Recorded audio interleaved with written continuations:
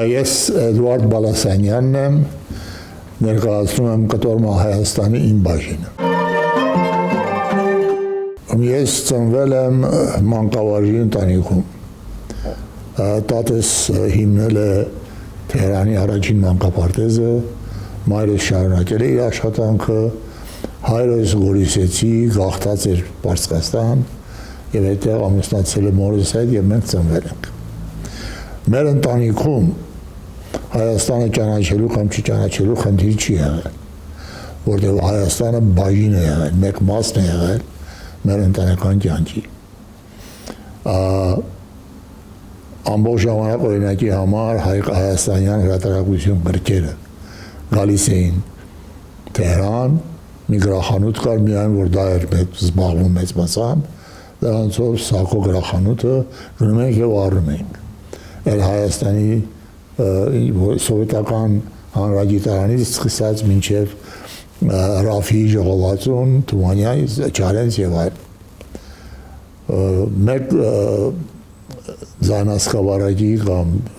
ձայն երաժշտության խանութ էր կար, որ հայկական պլաստինկաներ էին ներմուծում Թեհրան։ Ես հիշում եմ առաջինը, որ ես գնել եմ, մեկ կողմում Կոմիտաս էր, այդ մեծերից էր, մյուս կողմում Միրզոյանի մշակած հայկական ժողովրդական երաժշտություններ։ Փոքր տարիքից միշտ ձգտել ենք ընտանիք, ոչ թե մենակ ձգտել ենք, այլ աշխատել ենք հայ մնալու, իհարկե Պարսկաստանի յուրահատուկ վիճակ է։ Հետո մենք Ամերիկա ենք տեղափոխվել, ես ու կինս ու արդեն տղաս, Ամերիկայում օրինակի համար այդ հանգամանք այդպես չի։ Բայց բացառվում է, որ մի ընտանիք լինի Պարսկաստանում, որտեղ տանը հայերեն չեն խոսում։ Ուրեմն իմ մանկությունը մեծացել եմ, քեռիներս արվեստագետներ են եղել, մեկը նկարիչ, մյուսը թատրոնի բեմադրիչ, բեմադրել եմ պիես, հիշում եմ առաջին պիեսան, որ ես խաղացել եմ որպես դերասան, որտեղ գաղտնիք բացեմ, ես բացի ճարտարապետ եւ ուրբանիստ քաղաքաշեն լինելս, նույնպես պրոֆեսիոնալ դերասան եմ եղել Պարսկաստանում, որը սկսել եմ սիրողական տարիքից ընտանիքում իմ տատիկս ու քեռիս մի հատ պիեսային բեմադրել, ինչ պիեսայի չեմ հիշում, բայց դեմ ասեմ մանուկ հասակից ընտանիքում հայեցի դաստիարակությունը եւ սերը դեպի Հայաստան ծայրահեղ եւ կարևորագույն խնդիրն է եղել ընտանիքում։ Համաշխարհային պատերազմից հետո մենք մի հարևան ունեինք Թեհրանում, որի մեծ տղան պատանին փախել էր, մտել էր սահմանից, անցել էր Թուրքմենստանից, մտել էր սովետական Թուրքմենստան, այնտեղից ուղարկել էր իրան Հայաստան։ Այդ լուրը հասել էր ընտանիքի հարևանության մեջ էր։ Ես էլ կապել էի հորս, ասում եմ գնա կազմակերպի, որտեղ դու Թուրքմենստանում ես գործարել եւ այն ծանոթներ ունես, ինձ սահմանը անցկացնեն, որ ես հետո այդտեղից այդ տղի ճակատագրով եկրամ գնամ ասեմ Հայաստան, որտեղ ես ուզում Հայաստանում ապրեմ։ Այդ օրինակի համար հայրս խեղճ մարդը գնաց եւ դասավորեց եւ այլն, բայց հետո ընտանիքում որոշեցին, որ 10 տարեկան երեխին որտեղ ես ուղարկում։ Անգլիչ հոլեր սահմանած էս մի է։ Հետևաբար այդ էպիզոդը կա, բայց դա ցույց է տալիս, որ ընտանիքում այդ ձգտումը դեպի Հայաստան, անկախ նրանից, որ ինչ ռեժիմ է այնտեղ։ Իհարկե մերոնք ամենը իմ ընտանիքը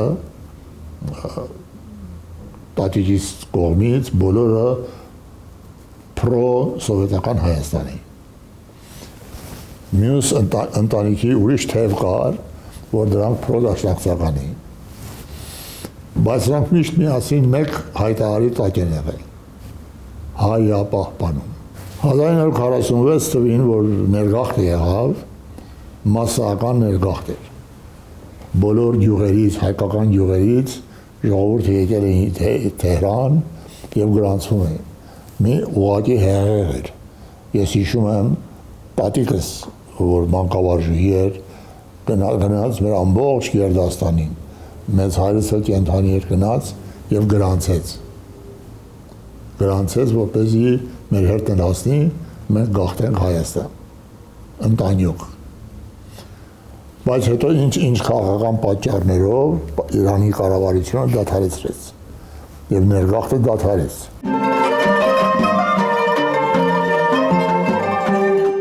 Էլի մի հատ պատմություն պետք է պատմեմ։ Երբ որ նոր էի ծանոթացել իմ ապագա կնոջ հետ, կամ ներկայի Սոնյայի հետ, հիշում եմ, դեռ իր հետ նշանված էինք, մեր ռեստորան էինք գնացել ես ու ինքը, շատ ռոմանտիկ ընթրիքի, և հետո ըստ Սոնյան ինձ հիշեցրել, որ այդպիսի բան եմ ասել ես։ Ուրեմն ասել եմ իրան, որ չնայած ես քեզ շատ եմ սիրում, բայց իմ վերջին հանգրվանը լինելու է Հայաստանը։ Ուզում եմ դու իմանաս։ Այդպիսի մի տրամադրություն գոյություն էր մեզ մեջ, ին մեջ, որը Հայաստանը ծայրահեղ վարդագույն գույներով է պատկերացնում, բոլոր այդ դժվարությունները, որ հիմա լսում ենք, որ եղել է այդ ժամանակները պատերազմից հետո, մենք այդքան լավ տեղյակ չէինք նրանցից։ Չնայած, այստեղ ասում ենք պասիլկա, ուղարկում էինք, պասիլկաներ էինք ուղարկում, որտեղ սա գիտեին, որ քիչ է, բայց որ այդ ծայրահեղության, ծայրահեղ աղքատություն կար, օրինակի համար, մենք չգիտեինք, կամ եթե գիտեինք, այդքան ուժեղ չէր տպավորվել։ Առաջին անգամ ես, կինս և 12 տարեկան տղաս եկանք Հայաստան։ Հիշում եմ, նոր գրին քարտ էինք ստացել ես ու կինս, տղաս պետք չուներ, որտեղ Ամերիկա էր ծնվել, մի քիչ խնայողություն կար, սա արդեն տեղափոխվել էինք Ամերիկա և բան արեցի, ես ասացի տիկնոջս Սոնյային, որ արի քանի ես փողը չի վերջացել, եկան գնանք Հայաստան, Հայաստան տեսնենք։ Տպավորությունը Հայաստանից անմոռանալի է ինձ համար։ Տարօրինակություններ կար, ասենք, կանանց հագուստ կապուստի մեջ։ Ավելի շուտ երևի ճիշտը կլինի, ավելի դեմոդե էին, ավելի հին մոդայի էին, բայց հիմնականում այն հարուստ մշակույթը, որով թե կինս, թե ես և հույս ունեմ տղաս սնվել ու մեծացել էինք, դա ակնհայտ էր, երևում էր, ես օրինակի համար հանդիպեցի իմ սիրած բանաստեղծներից մեկի Ռազմիկ Դավոյանի հետ, սիրած ճարտարապետներից մեկի Ջիմ Թորոսյանի հետ և մի քանի ուրիշների հետ, մարդկանց հետ հանդիպեցի, կազմակերպեցի, որպեսզի տեսնեմ։ Այդ առաջին այցելության տպավորությունները շատ զգացումային էին և թերևս դա ամբողջական չլինեն, այլ երբ որ ես 92 թվին տեղափոխվեցի Հայաստան, որ Հայաստանում ապրեմ և աշխատեմ և արարեմ և մինչև հիմա այդ գործն եմ անում, ես հիմա 92 թվից սկսյալ Հայաստանում եմ ապրում, այցելում եմ Միացյալ Նահանգներ, բայց իմ տունը Հայաստանում եմ, այստեղ եմ ապրում։ Ինձ համար ամենակարևոր երևույթը, որը կուզենայի արձանագրել, հետևյալն է եղել։ Սա կարող է մի քիչ կոպիտ հնչի կամ որոշները քննադատեն, բայց ես կասեմ, որ այդ իմ փորձն է եղել։ Հայաստանի մասին խոսում էին Սփյուռքում որպես կոռումպացված երկիր, որտեղ մարդիկ մենակ թե գողանան։ Այդպիսի մի միտք կար, այդ ձևի մի կարծիք կար ավելի շուտ։ Ես դրանից շատ անհանգստանում էի։ Անցա աշխատանքի, Հայաստան համայնքային հիմնադրամի փոխգործադիր տնօրենն էի, աշխատել եմ 6-7 տարի։ Իմ հանձնարարությունը, մանդատը ղեկավարական գրասենյակի հիմնադրումն է։ իրականության մեջ ես դարային կատալիստը այդ տրանզիցիայի այդ գործիքը, որ Հայաստանի տնտեսության շինարարական սեկտորը կենտրոնական ղեկավարումից, այսինքն Մոսկվայի ղեկավարումից անցավ շուկայական, ազատ շուկայական հարաբերությունների։ Այդ ընթացքում ես ուրեմն հանդիպեցի բազում մարդկանց, վարձեցի աշխատանքի եւ իրենց աշխատեցի, ոմանց հեռացրեցի, ոմանց պահեցի։ Այդտեղ ինձ ապացուցվեց, որ այդ կարծիքը, որ Հայաստանը բոլորը կոռումպացված են, SN են, դա ճիշտ չի։ Նույնպես մի բան, որ ինձ շատ է հետաքրքրել, մարդկանց մշակութային զարգացումն է։ Կապալառու եկել ինձ մոտ, որ պահարան սարքի։ Խոհանոցի պահարան սարքի։ Տեսնում է երաժշտությունը, ես դրել եմ Բախ եմ լսում։ Ինձ ասում է, դուք Բախ եք լսում։ Բանից դուրս է գալիս, որ իր ընտանեկան դաստիարակությունը բարձր մակարդակի մշակութային դաստիարակություն է եղել։ Այդ ձև ուզանաս մտածես, շատ բաներ կան։ Շատ բաներ կան, որ կարաս մտածես։ Մարդկային ուշադրությունը, ցավակցությունը, քո հետ միասին ուրախանալը։ Ես հրանք տեսել եմ, մարդ եմ տեսել, որ ինձ ասել է պարոն Բալասանյան, ես պետք է իմ հարկերից վճարեմ։ Ես պատկերացրեք, մարդը հյուст հիմա իր գործընկերները կասեն հիմարի մեկն ախմախ է։ Ոնց է, մեկ որ կենտ փող չի ուզում, մեզ հարկեր վճարես, բայց դա հասարակական գիտակցությունը ունի։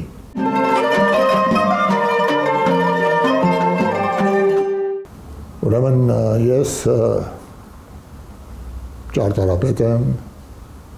ուրբանիստ եմ, քաղաքաշեն եւ դոկտորական ֆիլիսոփայության դոկտոր եմ Ամերիկայի Միացյալ Նահանգների Պենսիլվանիայի համալսարանից քաղաքաշինության եւ տարածքազարգացման ասպարեզում։ Բոլոր խախտումներով հանդերձ, որ կան Աբովյան փողոցի վրա, կամ այդ հին Երևանը քանդրտել մեջտեղից տալ նոր բարեր սարքել, դրանով հանդերձ Երևանը ինձ համար գեղեցիկ քաղաք է, շատ հաճելի քաղաք է։ Երևան քաղաքում խնդիրը, գերխնդիրը տրանսպորտն է, ճանապարհային խցանումներն են։ Դա գերխնդիրն է եւ շինությունների հանրային մասերի պատիեզները եւ այլն խոտ միտքս է դրանց բարվոք պահելը։ Այդ մշակույթը լինի համայնական ապրելու մշակույթը։ Դա է կարևոր երևույթը, որը Երևանում պետք է լինի։ Արդյոք Երևանը կատարյալ քաղաք է, ոչ։ Արդյոք Երևանը հաճելի քաղաք է, այո։ Արդյոք Երևանում կարելի է ավելի լավ հետաքրքիր գործեր անել։ Այո, անպայման եւ մեկն մենք արել ենք։ Դա Սոնյայի եւ իմ հիմնադրած նորարար փորձարարական արվեստի կենտրոնն է։ ՆՓԱԿ-ի գոյության կարգախոսը նոր հորիզոնների ձգտումն է։ Գնալ դեպի նորարարություն։ Հիմա ինչու գնալ դեպի նորարարություն։ Որովհետև առանց նորարարության առաջադիմություն չի կարող լինի։ Եթե պատկերացրեք բոլորը դասական մտածեն, դասական ձևով նկարեն, նվագեն, երգեն, գրեն, քանդակագործեն եւ այլն, առաջադիմությունը ո՞րն է։ Եվ եթե այդ առաջադիմության զարգացման մոտիվացիան չկա, զգացմունքը, ընձգտումը չկա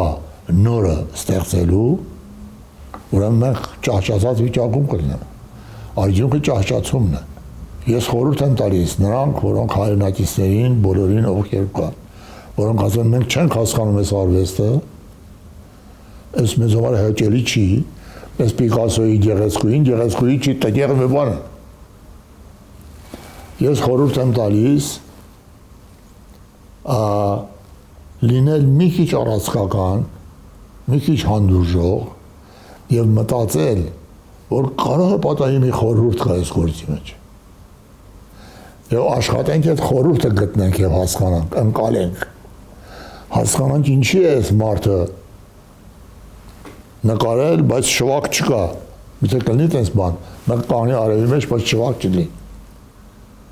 Մի պատճառ ունի այս մարդը այս գործը արել է։ Ես երբեք չեմ ժխտում դասականը կամ ավանդականը, այլ ասում եմ սովորիր դա, բայց ձգտի նորության, այդ ժամանակ քո գործը կլինի օրիգինալ, չլինի Մինասի կամ Սարյանի կամ Հակոբ Հակոբյանի կամ որևէ մենակարիչի ընդօրինակումը։ Դա բան չես դու ստեղծել։ Դու այ նպատի դեր նպատակը, նպատի հիմնական ֆունկցիան դա արից ընձեռել նոր մտածող արվեստագետին, ես հատկապես չեմ ասում երիտասարդ արվեստագետին, որտեղ տարիքը կարևոր չի, այլ նոր մտածող, նորին ձգտող արվեստագետին, հնարավոր եւ նկարիչ չեմ ասում, արվեստագետին հնարավորություն ընձեռել արտադրելու, արտահայտվելու սրտի ուզածը։ Չկա մեկ գործ, որը նպակը մերժի, պայմանով, որ դա մի քիչ առաջ իմ ասած բանաձևերին համընկնի։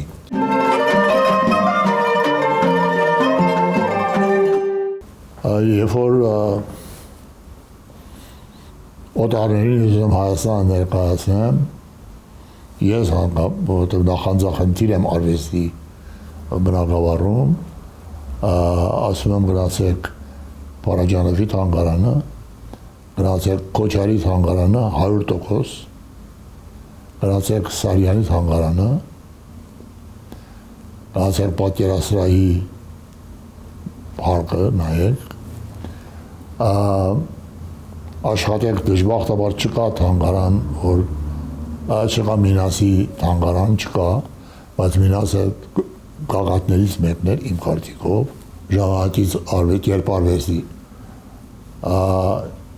երաժշտության օպերայի իմ կարծիքով բավականին հետաքրքիր երևույթներ կան, շատ տխուր եւ ցավում եմ, որ մենք վաղաժամ կորցրեցինք Արամ Ղարաբեգյանին, որովհետև նա մի այնպիսի երևույթ էր ստեղծել իր կամերային նվագախմբով,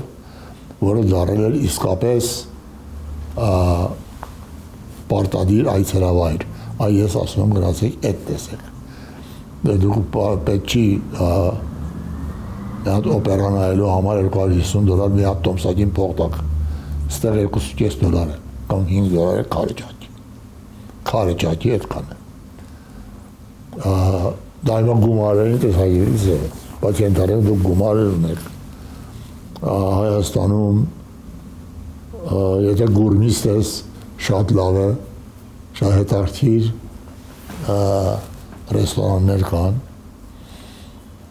թե եվրոպական, թե ավանդական եւ այլն, դրանք ամենը կան, եւ կա իհարկե պատմամշակութային կոթողները, որոնք արդեն ասում են, որ կարող է անհամար են։ Նրանով հանդերձ, որ շատ ցավալի որոշները շատ նողկալի եւ ցավալի վիճակի մեջ են ֆիզիկապես։ Մի հատ տուրք տամ իմ հանգուցյալ ավակ ընկերոջս Ռուբեն Հովսեփի Հովանեսյանին, ճարտարապետ, գրող, բանաստեղծ, իմ ընկերը։ Թեհրանում նա ասում էր, մեզանից յուրաքանչյուրը գոնե պետք է կարողանա մեկ քարի վրա դնի Հայաստանում։ Սա սիմվոլիզմ է իհարկե։ Իմ կոչը մեր ժողովրդին, հատկապես հետ թավշյա հեղափոխական Հայաստանում գալ եւ անկախ պայմաններից, անկախ դժվարություններից։ Թավշյա հեղափոխական կառավարությունը աշխատում է բոլոր դժվարությունները մեջտեղից տանի, բայց դրանք հեշտ չեն լինելու։ Բայց անկախ այդ դժվարություններից եկեք եւ մասնակից եղեք Հայաստանի զարգացմանը, վերականգնմանը չեմ ասում, որ կանգուն է, զարգացմանը օժանդակիր, առանց քո մասնակցության չի լինի։ Երբ որ ես եկա 92 թվի դեկտեմբերին, եկա Հայաստան եւ 3 տարի աշխատեցի, քիչ առաջ պատմեցի, դա հսկայական կարծրատիպերի եւ կարծր վիճակների դեմ պայքար էր։ Իհարկե, ես այն ժամանակ ունեի Հանրապետության առաջին նախագահ Լևոն Տեր-Պետրոսյանի հովանավորությունը անվերապահ։ Այդ ունեի։ Բայց դա ես ձեռք էի բերել։ Հիմա ուրիշ դժվարություններ կան, չէ՞, եկեք եւ ձեռք բերեք այդ դժվարության լուծումը գտեք։ Գտեք լուծում, չկա խնդիր, որը լուծում չունենա։ Դες բան չկա։ Ով էր կարող պատկերացնել Թավշյա հեղափոխության հաջողությունը, ով ասում է գիտեր սուտ ասում։ Բայց եղավ այն, որ բացարձակապես պատկերացնել չեն կարող, ոչ մեկս։ Ոչ մեկս։ Ով ասի իզուր խոսում, որ գիտեի։ Այդ զարգացումը եւ սա մենք պարտական ենք Նիկոլ Փաշինյանին։ Հայաստանը անցավ մի հրաշք հանգույց, բացվեց դա եւ անցանք հետևեց։ Այ հիմա մենք յուրաքանչյուրի պարտականությունը, ամենափոքրիկ չոփը, լուսկու չոփը այս չոփի վրա դնի։ Եվ ես շատ վստահ եմ, կասկած չունեմ, որ շատ ավելի կարելի անել, քան այդ մի հատ չոփ ստեյց հետև դրենք այնտեղ։ Ինչպես ես եւ կինս հպարտությամբ ենք արել։ Մենակ այն չի եղել, որ շինարար եմ եղել, կամ որ ասեմ շինարարություն եմ արել, վարձատրություն եմ ստացել։ Բայց դրա հետ զուգահեռ սփյուռքի հոգեբանությամբ, սփյուռքյան հոգեբանությամբ տալու, նվիրելու եւ ազգային հայապահպանման գործ անելու արել ենք, նպատակն ենք հիմնել ենք։ Այդ պետք է անես, պետք է անես։ Կամ անոց հայ միլի գնալ ինչ ուզում ես արա։ Մի քիչ ես նացիոնալիստ եմ խոսում, բայց թող այդպես լինի։ Թող այդպես լինի, ինձ մեղադրեք նացիոնալիստներու։ Բայց պետք է մենք յուրաքանչյուրս պետք է այդպես մտածենք։ Պետք է այդպես մտածենք, թե չտանելու ես երեզմանդ հետո ինչ ենելու։ Այ հիմա իմ խնդիրը նպատի կապակցությամբ այն է, որ դարձնեմ հարատև ինձանից 100 տարի հետո։ Այդ է խնդիրը։ Հիմա բոլոր խնդիրները լուծել ենք, մնացել է, որ գնանք մի բան անենք, որ Բալասանյանների գնալուց հետո այդ տեղը կարողանա ծառայի այդ նպատակներին, որ մի քիչ առաջ խոսում էինք, որտեղ առանց նորարարության չկա առաջադիմություն, վերջ։